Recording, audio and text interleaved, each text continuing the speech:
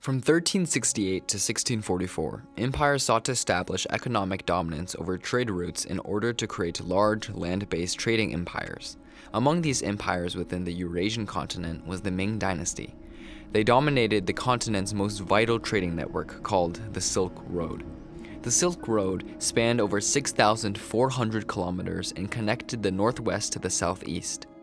Equipped with gunpowder and cannons, the Ming fashioned an army that controlled trade along this expansive network. Not only did the Ming control this trade, but they also exported highly desired porcelain and textiles. Since other empires demanded more Chinese goods, the Ming grew economically and built a dependence dynamic. However, during the decades, the Ming suffered from political and governmental mismanagement, which eventually led to financial problems. The more immediate causes for the collapse of the empire were massive droughts, floods, internal conflicts, and an external pressure from the north. In 1644, the Manchu overtook the very disorganized Ming dynasty and founded the Manchu dynasty, better known as the Qing dynasty.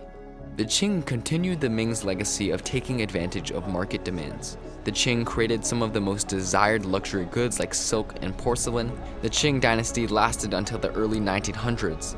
However, the Qing were too similar to the Ming. By focusing all of their attention on land-based trade, they had underdeveloped navies and maritime tools. This disadvantage would come and bite them later. Motivation for success.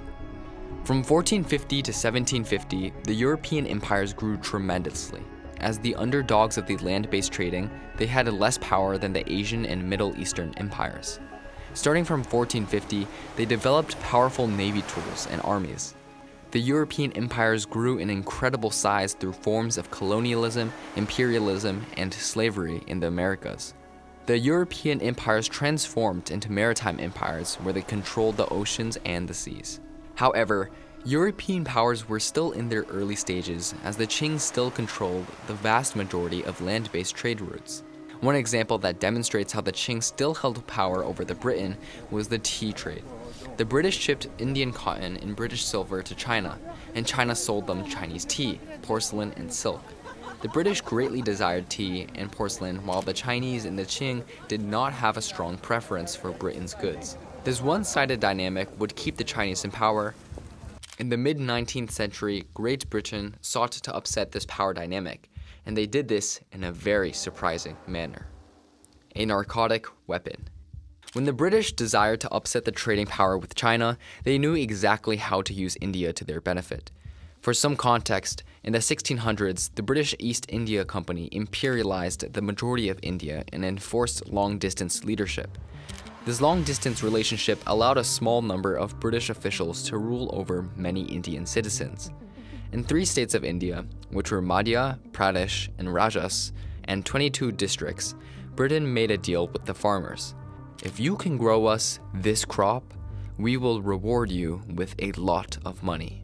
Many farmers were in disbelief and were confused. What could be so special about this crop? In the following months, hundreds of Indian farmers grew a foreign crop called opium poppy, or the Papaver somniferum. The opium poppy has gained popularity today as a medicine and an addictive drug, but the knowledge of its powers and its existence extends much further than a couple of centuries ago. The earliest reference to opium growth was in 3400 BC. In Lower Mesopotamia, or current Southwest Asia, Sumerians called it halgil, or the joy plant. From the 14th century to the 18th century, Arabs traded opium across the Silk Road, usually for medical or recreational purposes. But it was not until the rise of the British Empire did opium truly become the lethal drug it is known today, otherwise heroin. Growing high quantities of poppy is dependent on dry, warm climates. During the harvesting season, farmers cut across the petals to expose an egg-shaped seed pod, which inside contains an opaque, milky-colored sap. By boiling the sap in water and then drying it, Britain converted the once powerful sap into a transportable morphine base. Fighting back against opium. The Chinese without a doubt knew about opium, but they never knew it could be used as a weapon. In the early 19th century, the British exported vast quantities of its new addictive drug to China. In response, there were 2 main effects. First, the loss of labor force in China, and second, the flipping of power dynamics between China and Britain. First, the labor systems in China became dysfunctional because army members and workers stopped working to smoke opium. Thousands of Chinese suffered addiction to the drug, many experiencing chills and nausea. Ultimately, China began falling. The country's workers were trapped in addictions that prevented them from working their normal jobs. China no longer had a functioning population and had to deal with thousands of dying and disabled workers. Second, the British got what they wanted, to upset the power dynamic. With thousands upon thousands of Chinese citizens buying the British export at large, China no longer held the one-sided power. The British now held the upper hand. In 1800, in response to these two problems, the Chinese banned the production and importation of opium. In 1813, they outlawed the smoking of opium and punished those who did by beating them 100 times. However, these attempts at resolving the mass addiction wouldn't work because no matter what they tried, opium was hard to get rid of because of smugglers. In the decades that followed, the British East India Company employed British and American traders to smuggle in opium from British and American ships anchored off the Guangzhou coast into China. By 1830, 100 Chinese smuggling boats were working the opium trade. To increase desire, the British East India Company lowered its prices, making opium easier to buy. Despite China's actions to prohibit the importation, the British continued to mercilessly funnel what was once recorded to be 40,000 chests of opium, more than 310,000 kilograms in total, which, to put in perspective, is equivalent to 310,000 water bottles filled with opium, or 775 grand pianos in weight of opium, which, keep in mind, is a drug that can be potent with just a gram. The opium plague had spread even to the army soldiers and government officials and students. This was truly a disastrous event, raising tensions. However, the Chinese would not give up. By 1836, the Chinese government began closing opium dens, executing Chinese dealers, and deciding how to stamp out the fire. The Chinese government officially called a meeting to discuss what would be the best approach. At this conference, there were two sides. One side argued a pragmatic approach, which was raising taxes on opium users rather than confronting opium producers so that no one would buy a new expensive drug. The other side disagreed and believed that the government should eliminate all sources of opium and mercilessly destroy the producers. One of the main leaders of this approach was Lin Zexu, who argued that the problem was not within China, but the people outside it. In the end, Lin Zexu won the argument and he supervised a massive ban on the opium trade. Immediately after the meeting, he seized and destroyed tens of thousands of opium pipes, arrested over 1,600 Chinese dealers, and destroyed boats near Guangzhou he suspected had drugs. In 6 weeks, the foreign merchants gave in to Lin and turned over 2.6 million pounds of opium. Their ships were destroyed and Lin hired 500 Chinese men to mix the opium with lime and salt and dump it into the ocean. In destroying the countless ships that carried opium, Lin had raised tensions with Britain. Britain argued that China was out of touch with the normal international relations. Britain was not the only one who disagreed with China. American merchants also disagreed. In the late 1830s, China closed its port to any European traders. The rising tensions broke, and the Opium Wars ensued in 1839. War. In June 1840, British warships swarmed the ports of China and devastated the weak Chinese Navy army. They justified mass slaughter and barbarity on the premise that China would never repay its debt.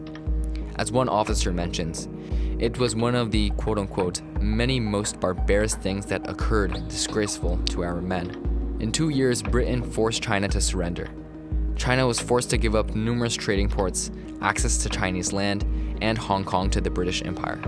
This event led to the Treaty of Nanjing, which was a treaty that allowed numerous benefits to the British and no benefits for the Chinese. For many, the Treaty of Nanjing was an incredibly embarrassing event because it was a loud declaration of China's defeat. China, for the following decades, was forced to partake in unequal treaties with Western powers, and soon, Western powers expanded greatly into China. Second Opium War. In the mid-1850s, the Qing was in another conflict, this one the Taiping Rebellion. The causes of the Taiping Rebellion were symptomatic of larger problems existing within China. Problems such as a lack of strong central control over large territory and poor economic prospects for a massive population. The Second Opium War, which brought English camp's Royal Marines to Guangzhou, started after the Chinese seized a suspected pirate ship that was registered as a British merchant vessel. Afterward, a British warship sailed on the Pearl River and bombarded Canton. The French would later join in the battle against the Chinese.